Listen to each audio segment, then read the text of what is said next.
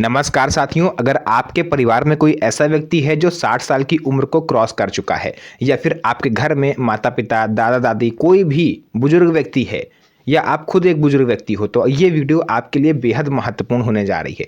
क्योंकि मैं आज आपको बताने वाला हूँ कि वृद्धा आश्रम देश में क्यों बंद होने जा रहे हैं, इसके पीछे का रीज़न क्या है और सरकार का इसके पीछे मोटिव क्या है। तो चलिए वीडियो को स्टार्ट करते हैं और सभी चीज़ें आपको विस्तार से समझाते हैं। तो साथियों, यहाँ पर देखिए सरकार का दो मोटिव थे। पहला ये था कि आखिर देश में वृद्धा आश्रम की संख्या बढ़ क्यों रही है, इसको लेकर के एक सर्वे किया गया है जो कि आज मैं आपको इस वीडियो में बताने वाला हूँ। सर्वे में ये निकल के आया है कि लोग अपने माता पिता को बोझ समझने लगे हैं। जी हाँ साथियों, कई बार आप लोगों ने देखा होगा कि कई घर ऐसे होते हैं जहाँ पर माता पिता को सिर्फ एक बोझ माना जाता है। ना तो उनकी दवाई का ध्यान रखा जाता है, ना ही उन्हें खाना समय पर मिलता है, ना ही कपड़े, और कई बार तो उन्हें घर से निकाल दिया जाता है। इस वजह से ये बुजुर्ग जो है ये वृद्धाश्रम में आते हैं। पिछले अगर 3 साल की बात करी जाए तो पिछले 70 सालों में इतने बुजुर्ग वृद्धाश्रम में नहीं आए जितने पिछले 3 सालों में आ गए। इसके अलावा ना उनको समय पर उनकी देखभाल करी जा रही है, इसीलिए लोग जो है वृद्धाश्रम में अपने माता पिता को छोड़ के चले जाते हैं। कई बार बुजुर्ग खुद वृद्धाश्रम चले आते हैं। इसी समस्या को देखते हुए सुप्रीम कोर्ट ने बुजुर्गों को एक ब्रह्मास्त्र दिया था, सीनियर सिटीजन एक्ट 2007, जिसके बारे में लोगों को पता ही नहीं है। उनको पता ही नहीं है कि उनके अधिकार क्या हैं, जिसके थ्रू वो न केवल अपने उत्तराधिकारी से अपनी संपत्ति वापस ले सकते हैं बल्कि अपने जो देख रेख है उसका मेंटेनेंस भी मांग सकते हैं। इस सीनियर सिटीजन एक्ट 2007 इसलिए बनाया गया था ताकि हर बुजुर्ग को सम्मान मिल सके, उन्हें रोटी, कपड़ा, मकान, ये तीनों चीज़ें मिल सकें और बच्चों की भी जिम्मेदारी तय की जाए उनके माता पिता को लेकर के। लेकिन दुख की बात यह है कि आज भी ज़्यादातर लोग इस कानून को जानते नहीं हैं और बुजुर्ग इसका फ़ायदा नहीं उठा पाते। साथियों, अब मैं आपको बताने वाला हूं कि बच्चों का व्यवहार आखिर क्यों बदल रहा है अपने माता पिता या बुजुर्गों को लेकर के। बच्चों को ढंग से संस्कार नहीं दिए जाते हैं, माता पिता का महत्व उन्हें समझाया नहीं जाता, जिस वजह से आजकल आप लोग देख रहे हो कई सारे युवा ऐसे हैं जो मार्ग से भ्रमित हो रहे हैं। सबसे बड़ा कारण है मोबाइल और दूसरा है गलत परवरिश, जिसमें 80% मोबाइल रीज़न है और 20% रीज़न है गलत परवरिश। लोगों को लगता है, जो आजकल की यूथ है उनको लगता है कि उनके माता पिता हैं या फिर कोई भी बुजुर्ग है वो पुराने ख्यालात के हैं। उनको नई जनरेशन की सोच और पुरानी जनरेशन की सोच में डिफरेंस करना आता ही नहीं है। वो ये सोचते हैं कि हमारे जो माता पिता हैं या घर में कोई बुजुर्ग अगर उन्हें टोक रहा है, किसी काम से उनको रोक रहा है, तो वो उनके करियर के ग्रोथ में बाधा बन रहे हैं। उन्हें ऐसा लगता है कि अगर मैं इनके साथ रहा या ये लोग मेरे साथ रहे तो मैं अपनी करियर में, अपनी ज़िंदगी में कुछ कर नहीं पाऊँगा, जिस वजह से मामूली बातों पर भी झगड़ा होने लगता है। समाधान क्या है?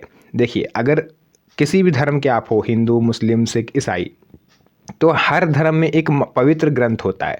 जैसे हिंदुओं में हम लोग बात करें तो महाभारत, गीता, मुस्लिम में कुरान, हदीस, है ना, ईसाई परिवार में बाइबल, इसी तरह से सिख में भी होता है। तो आप लोग अपने बच्चों को बचपन से ही इन किताबों को पढ़ने के लिए दिया करिए, उनको अच्छी अच्छी बातें सिखाया करिए, तो आगे चल के आपके साथ प्रॉब्लम ना हो। अब आते हैं असली कानून पर। आखिर कानून क्या कहता है? सीनियर सिटीजन एक्ट 2007 आप लोगों को कौन कौन से अधिकार दिलाता है? देखिए, इस कानून के तहत माता पिता को खाना, कपड़ा, आवास, इलाज देना बच्चों की मजबूरी नहीं बल्कि कानूनी जिम्मेदारी होगी।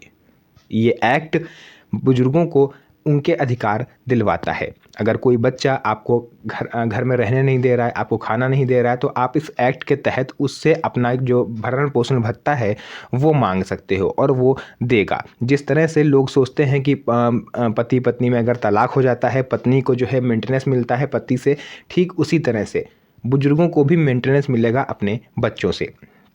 सज़ा का उदाहरण मैं आपको देता हूँ दोस्तों, एक रियल लाइफ केस में आपको बताता हूँ। मेरे ही क्षेत्र का ये मामला था। एक व्यक्ति अपने माता पिता को डंडों से पीटता था। वो एक दिन उसने इतना मारा कि आप लोग कह सकते हो उनकी माता जी का सर फट गया। पड़ोसियों ने, तब भी उनके माता पिता ने पुलिस में कंप्लेन नहीं करी, क्योंकि कोई भी माता पिता ये नहीं चाहेंगे कि मेरे हाथ से मेरे बेटा या बेटी का बुरा हो। पड़ोसियों ने कंप्लेन करी पुलिस में कि यहाँ पर एक व्यक्ति अपने माता पिता के साथ दुर्व्यवहार कर रहा है। पुलिस आई, बच्चे को पकड़ के ले गई और आप यकीन नहीं मानोगे कि उसको 6 महीने की जेल हुई है। केवल सीनियर सिटीजन एक्ट 2007 उस पर लागू हुआ कि उसने उसका उल्लंघन किया और 6 महीने की जेल काट रहा है और वो व्यक्ति अभी भी पिछले 3 महीनों से जेल में है। तो आप लोग समझ सकते हो ये बुजुर्गों का अधिकार है।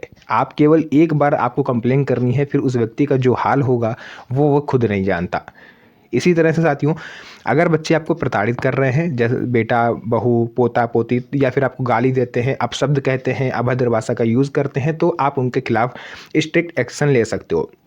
दूसरा विकल्प आपके पास आता है, आप एसपी से डायरेक्ट शिकायत कर सकते हो।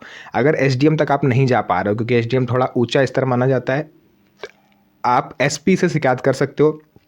आपको आवेदन में करना क्या है, जो भी आपके साथ व्यवहार हो रहा है उसको एक लेटर में लिखिए। जैसे आपके साथ मारपीट हो रही है, आपकी संपत्ति हड़प ली गई, धोखे से सिग्नेचर करा लिए गए, आप सारी प्रॉब्लम एक पत्र में लिख दो। उस पत्र को आप फोल्ड करके अपने नज़दीकी पोस्ट ऑफिस में एसपी कार्यालय के लिए आप स्पीड पोस्ट कर दो, वो वहाँ पर पहुँच जाएगा। जो भी एड्रेस है आप लिखोगे लखनऊ एसपी कार्यालय, तो वहाँ पर वो पहुँच जाएगा। इसके बाद बहुत जल्द पुलिस प्रशासन हरकत में आता है और आपका जो भी निपटारा है वो करेगा। प्रॉपर्टी को लेकर बच्चों की धमकी, आपकी खरीदी हुई प्रॉपर्टी आप किसी को भी दे सकते हो, ये आपका अधिकार है। आप चाहे बेटे को दो या किसी रिश्तेदार को दे दो। अगर वो संपत्ति आपने अपने पैसों से खरीदी है, पुश्तैनी नहीं है। अगर पुश्तैनी है तब तो आपके उत्तराधिकारी का उस पर अधिकार है, आपका नहीं है। लेकिन अगर आपने अपने पैसों से, अपनी मेहनत की कमाई से वो संपत्ति खरीदी है, तो फिर आप उसे चाहे किसी को भी दो। बच्चे आपको बाध्य नहीं कर सकते कि ये प्रॉपर्टी मेरी है, ना ही वो क्लेम कर सकते हैं। अगर आपके पास पैसे नहीं हैं, आप सोचते हो कहाँ हम पुलिस के चक्कर में पड़ेंगे, एसपी के चक्कर में पड़ेंगे, अच्छे खासे पैसे चले जाएंगे, जो बच्चे कुछ हैं जिससे हम बुढ़ापा काटेंगे, वो भी पैसे मेरा चला जाएगा। तो मैं आपको बताऊं, आप फिर भी केस कर सकते हो, आपको एक भी रुपया नहीं लगेगा। अगर आपके पास पैसे नहीं हैं, वकील को देने के लिए फीस नहीं है, तो घबराइए मत। हर ज़िले में डीएलएसए यानी लीगल सर्विस अथॉरिटी होती है, जो स्पेशली सीनियर सिटीजन्स को अधिकार दिलाती है।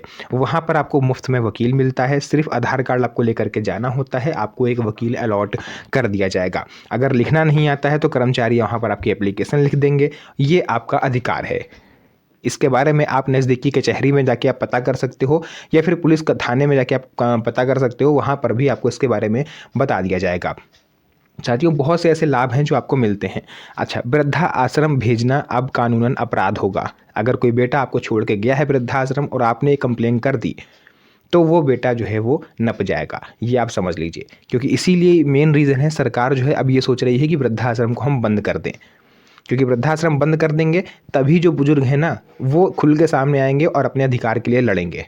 अगर वृद्धाश्रम खुले रहेंगे तो प्रताड़ित होकर वो वृद्धाश्रम में आके रहने लगेंगे बिना पुलिस को बताए। इसीलिए सरकार सोच रही है कि वो ना वृद्धाश्रम बंद करें, क्योंकि बुजुर्गों को उनका अधिकार मिल सके। तो फिलहाल के लिए आज की इस वीडियो को हम लोग यहीं तक रखेंगे। आपकी इस पर क्या राय है कमेंट सेक्शन में ज़रूर बताइएगा। फिलहाल के लिए आज की इस वीडियो को हम यहीं पर करते हैं एंड। मिलेंगे आप सभी से नेक्स्ट वीडियो में एक और अच्छी इंटरेस्टिंग मज़ेदार वीडियो के साथ। तब तक के लिए धन्यवाद। जय हिंद।